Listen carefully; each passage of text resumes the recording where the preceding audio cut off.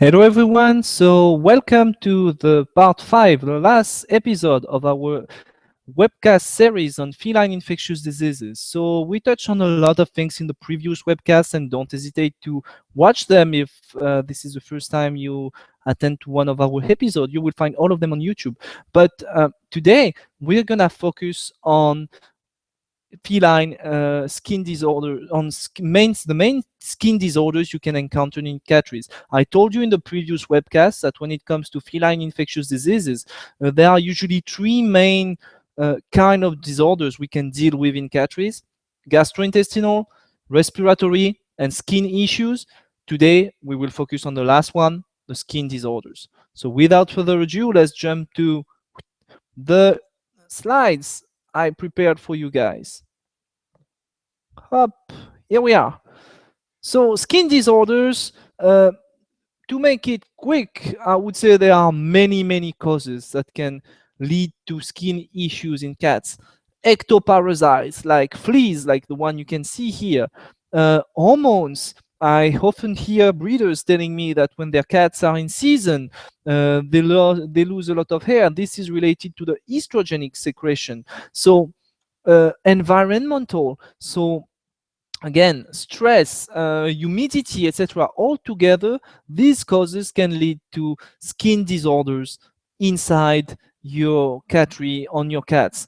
And to tell you the truth, we cannot discuss all these causes today, because if we would do so, it will take us 2 hours or 3 hours. I have a lecture of 3 hours on this topic, and that's definitely not the goal today.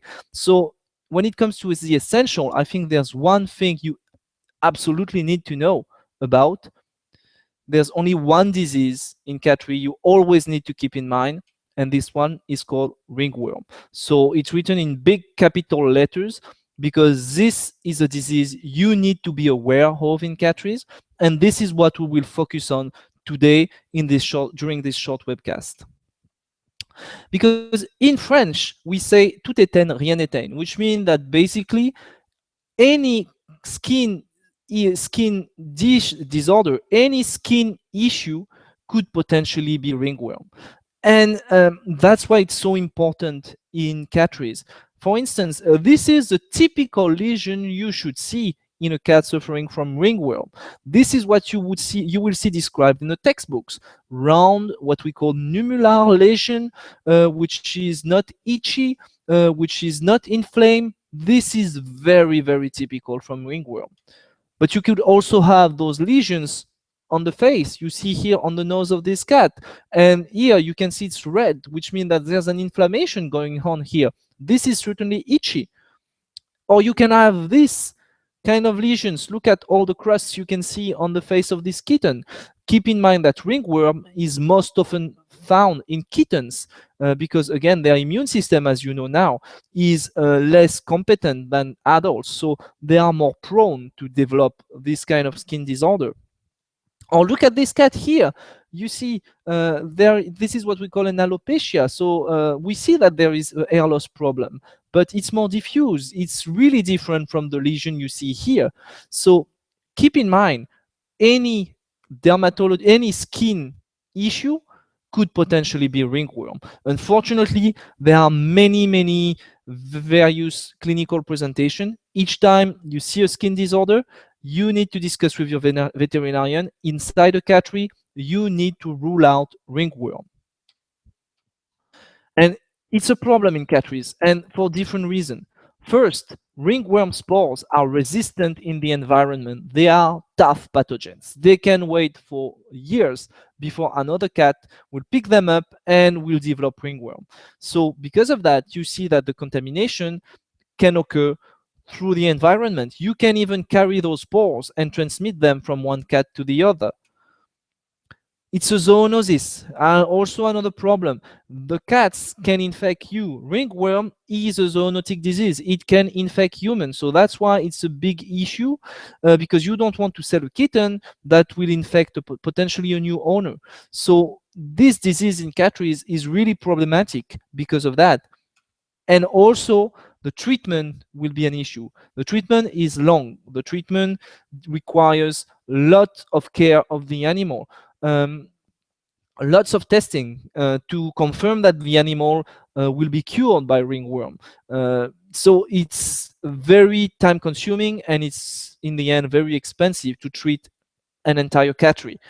Moreover, when it comes to the treatment of ringworm, one thing you need to keep in mind is that ringworm, unfortunately, the treatment we use will interfere with the reproductive function.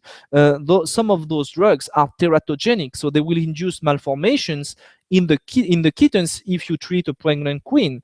So altogether, inside a cattery, when you deal with a ringworm episode, it will most of the time mean that you need to stop your breeding program until you get rid of the disease. And remember, it's a disease which is difficult to fight, and it will take a long time to totally clear the cattery from ringworm. Depending on, and the more individuals you have living together, the more complicated it is. So altogether, this is not something fun to deal with, but this can be a concern in catteries. So how to protect your cattery? What's the best you can do to protect your cattery against this disease?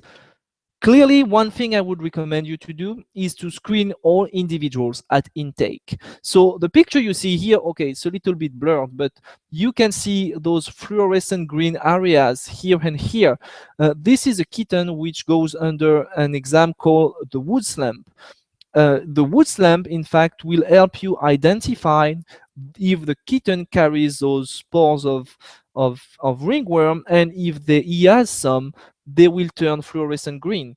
So you certainly have heard that there are many different strains of ringworm, many different kinds of fungi causing ringworm. And in the past, and when I was a vet student, I was told that only 50% of those strains will respond to the wood lamps test. So we could screen some cats, but most of them will go totally unnoticed. However, recent discussion from experts in the field tells us that more cats than that will respond to the Woods lamp test, and in fact, up to 75% of the cats will respond to the Woods lamp. So it's definitely worth doing this test at intake when you before a new cat enters your cattery, because you can already detect if there's a risk or not, and you can clearly take the right decisions depending on what you find with this test. So this is something you need to discuss with your veterinarian, but don't hesitate to check this when you buy a new kitten or when you buy a new cat for your breeding program. And then, even if nothing is observed, again, some cats can go unnoticed, so the best thing to do would be to do a quarantine. We already mentioned what a quarantine is in the previous presentations. But remember, it's an healthy individual that you keep under observation just to see if he's not gonna develop any kind of clinical signs, so that you don't introduce an animal which is potentially sick in your breeding colony. And when it comes to a quarantine for ringworm, it's important to daily check if they're not going to develop any kind of skin disorders, etc.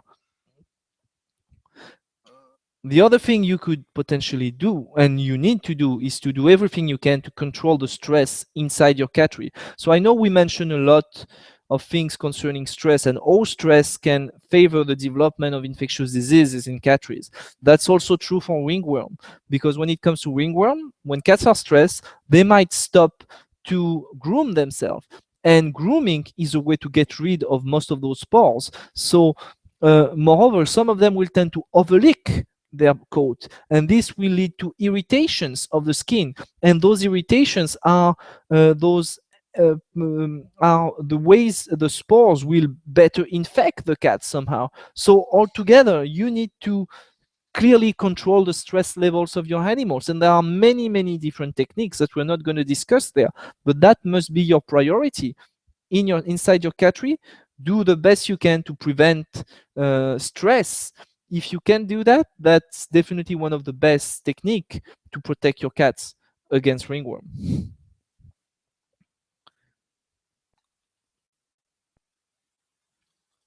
Okay, so that's what I wanted to tell you on skin disorders. Again, there are lots of different disorders, and I didn't want to overwhelm you guys with too many information. I think in catteries, when you start in a cattery, it's very important to focus on this one, ringworm. You need to know about it. So today I just give you very few details, what I think is the most important.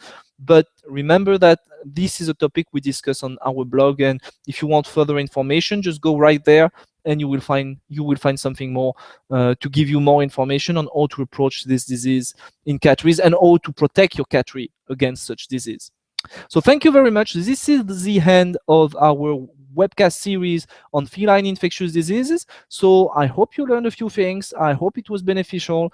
And again, this is here to just give you the basics before moving forward. So now that you have the basics, I really encourage you to seek for more information, because the more knowledgeable you are, the healthier your cat will be.